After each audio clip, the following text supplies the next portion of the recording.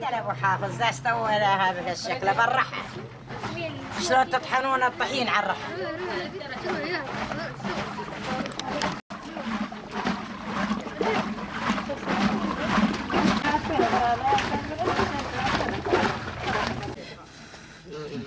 نعم. شنو؟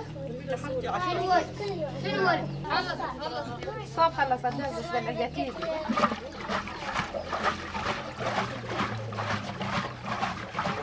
يا سواد الوجه على الشجرة. بسم الله الرحمن الرحيم. اللهم صل على محمد. بسم الله الرحمن.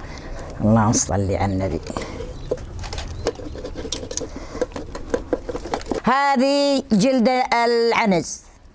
العنز نذبح العنز ونسوي الجلد نطلعوه ونحلتوه ونغسله نتمره ونغسله وندبغوه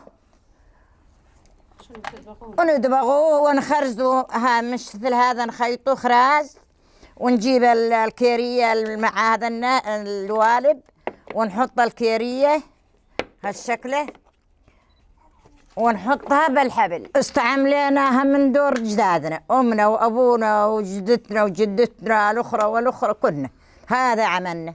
يوم نريد نخض نسوي هالجلد مثل ما قلت لك، هالجلد نغسله ونحلته وننظفه ونتمره بالجريش، ولما يستوي ونجيب عروق ونطبخ ونسويه حمر مثل هذا يصير، ونخرزه هالشكل مثل هذا. هالخياط هذا نخيطه وبعدين نجيب الخاثر ونعبيه هذا ونعبيه، نحط الكيريه شدان نحطه بالحبل ونقوم نخض مثل هذا. انا ركابتك تسوي ركابه تشد الحبل بيها. اذا ما بي بيت شعر، اذا بي بيت شعر بالعمود، العمود البيت، واذا ما بي بيت نسوي ركابه مثل هذه نحط الحبل بيها ونقوم نخض بيها. الخضاضات صارت هذه هالوقت، هذه ما هي دورنا احنا، هي دور بناتنا هذن طلعن.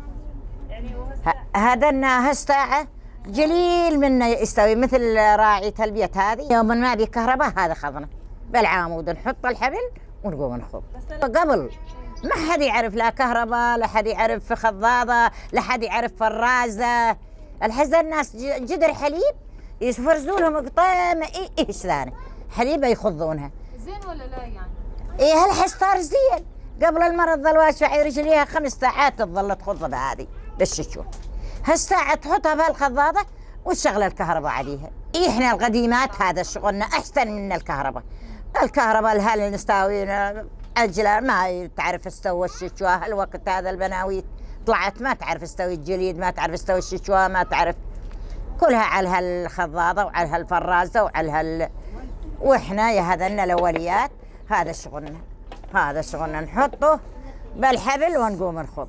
هذه تصير للعد 20 30 راس غنم يحلبوا لهم جدرية حليب ويخضون بيها. يخضها ونحط عليها ميه ونحط شويه شويه ندحج عليها لما ما تصير نعرفها صار الزبده استوت، ونحطها المشخاله مثل ما هي شلان ونعلجها بالحبل ونشخلها بالجدريه مثل ما نكتوا بالجدريه بالمشخاله رقعه، نسوي رقعه مشخاله ونحط اللبن بيها يسقط بالجدريه ونكت الزبده. اي بلا بالحين نساعد بعضنا.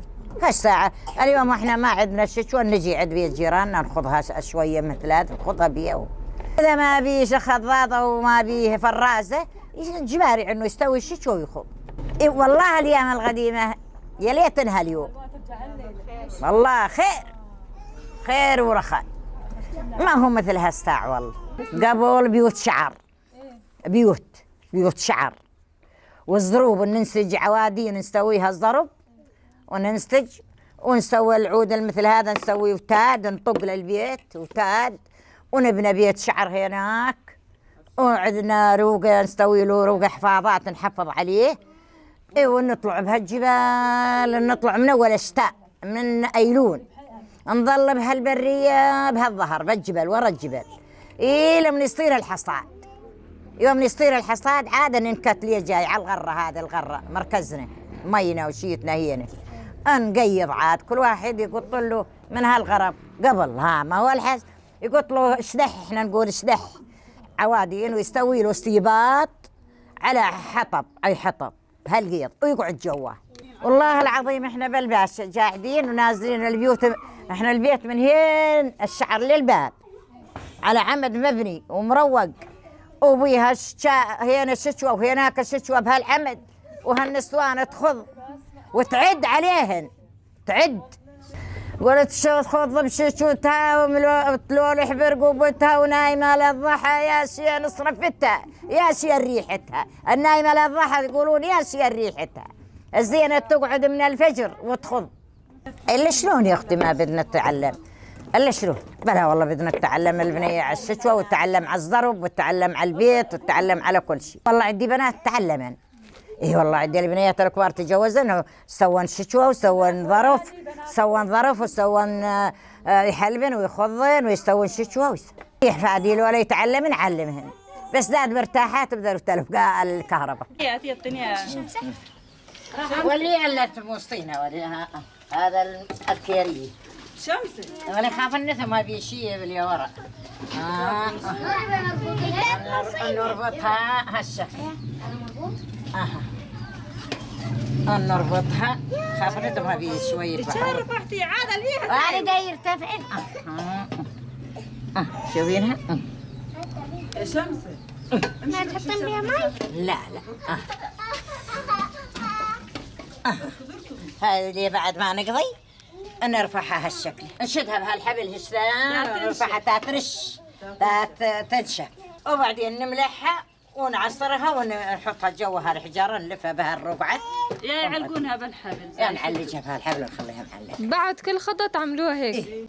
إذا تفرطين